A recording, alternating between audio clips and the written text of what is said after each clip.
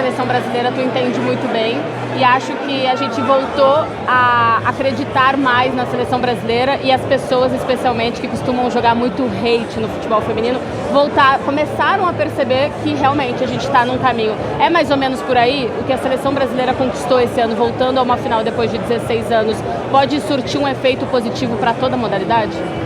Já está surtindo esse efeito. E isso é muito importante para a nossa modalidade aqui no nosso país. A gente sabe do crescimento fora do nosso país, mas é tão gostoso ver novamente, né, a seleção chegando numa final de campeonato, e a gente está falando de uma Olimpíada. Cara, quem não gostaria de participar de uma Olimpíada? Eu tenho 4 e uma medalha de prata e fico muito feliz com isso.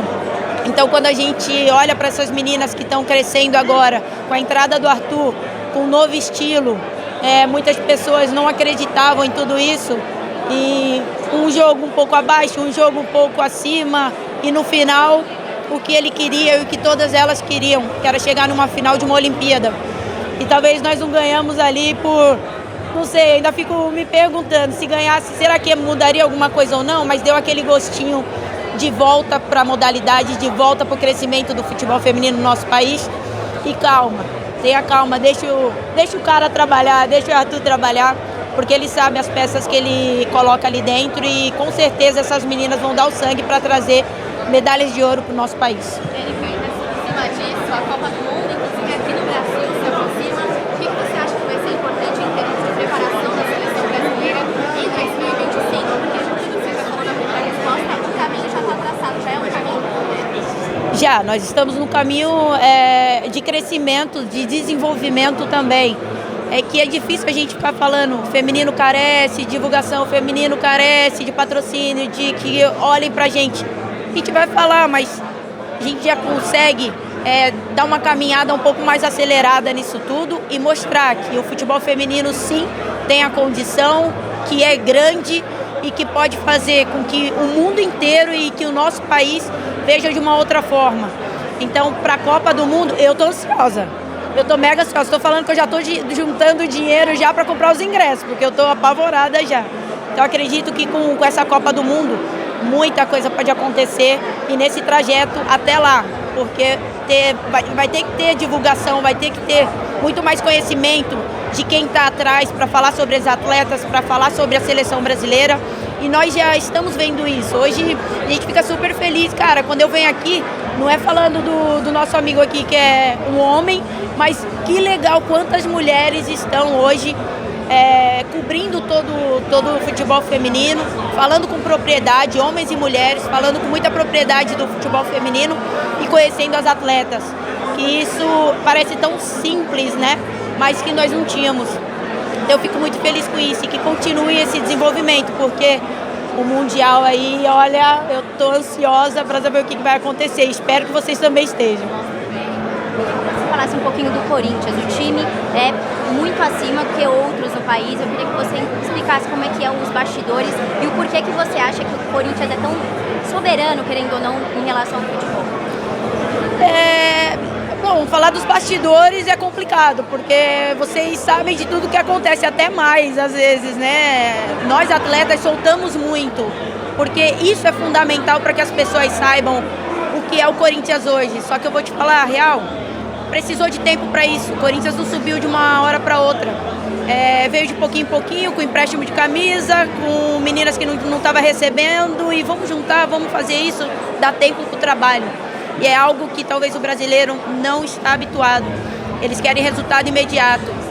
E aí com a nossa voz hoje, com a voz das jogadoras, e eu acho que até mais das meninas do Corinthians, porque hoje a gente chegou em um patamar que a gente não precisa ficar falando mais, não, a gente está trabalhando para isso. Não, é visível. Todo mundo está vendo quanto a gente trabalha, todo mundo está vendo o trabalho e a estrutura que o Corinthians nos dá. Então que comecem a olhar por esse lado, porque precisa de um tempo para o trabalho surgir, por isso que o Corinthians hoje se encontra nesse patamar. E eu espero que só continue para crescer, crescer, crescer e não parar mais também. Internamente, dentro do time, está crescendo, salários, vocês estão sendo bem necessidades? Nunca deixou de pagar tudo que tinha que pagar, então tá tudo certinho. Óbvio, ainda tem a parte da Libertadores que tá para cair, mas tirando isso, tudo tá certinho. E vão ter mudanças, isso é normal, né? Como todo ano. Então que as pessoas aí, a Fiel fique mais tranquila, porque terão mudanças e em relação a isso, a gente sabe que nas mudanças vão ter coisas ruins e boas, mas é só esperar. Ô, Érica, além de jogadora do Corinthians, a gente sabe que tu é mais uma do bando de loucos, né? Então vou te perguntar também como torcedora, Marta no Corinthians já é uma realidade? Mulher, quando você souber, você me avisa, porque seria sensacional também, né? A gente está sabendo de várias especulações ou até contratações, mas de verdade, nós jogadoras somos as últimas a saber de tudo isso. Vocês sabem primeiro que a gente. Então, se vocês souberem, posta lá que a gente vai estar de olho. Você falou sobre o Corinthians, referência na categoria no futebol feminino. Dá para colocar outras equipes, não no mesmo patamar, mas seguindo o mesmo planejamento, o mesmo trabalho do Corinthians? Dá, e eu falo isso com muita propriedade. Hoje a gente sabe o que a Ferroviária trabalha para isso, o que o Palmeiras trabalha, o que o próprio São Paulo trabalha.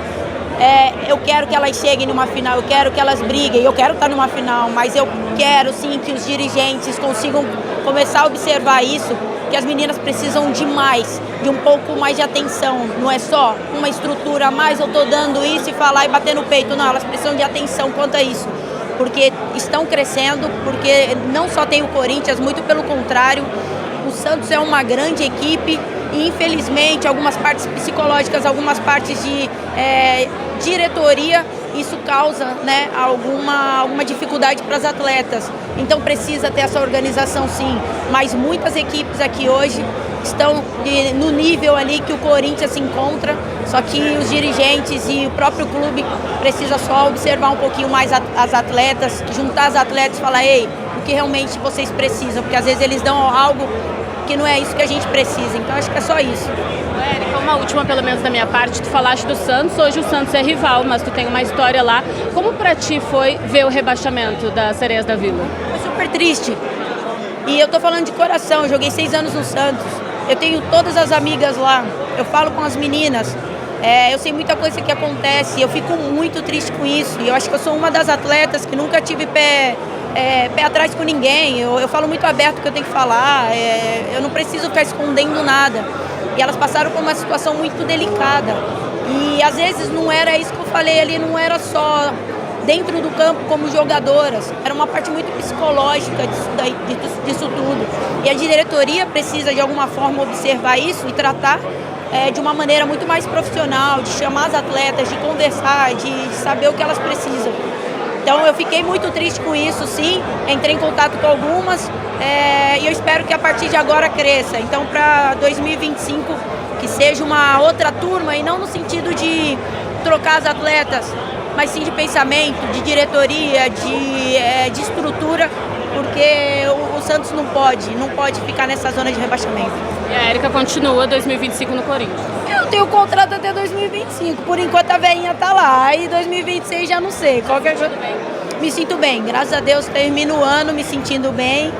E, Piscinato, me olha aí, né? Eu fico brincando, me olha aí, me coloca no ataque, na lateral, em qualquer lugar, mas eu quero jogar, cara. Você já fez o ataque, né? Você tá vendo? Mas eu continuo ali, de pouquinho em pouquinho eu vou me cuidando, porque agora não é só a idade, agora é o joelho que tem 4 cirurgias aí, mas de pouquinho em pouquinho eu tô me cuidando, pode esquecer.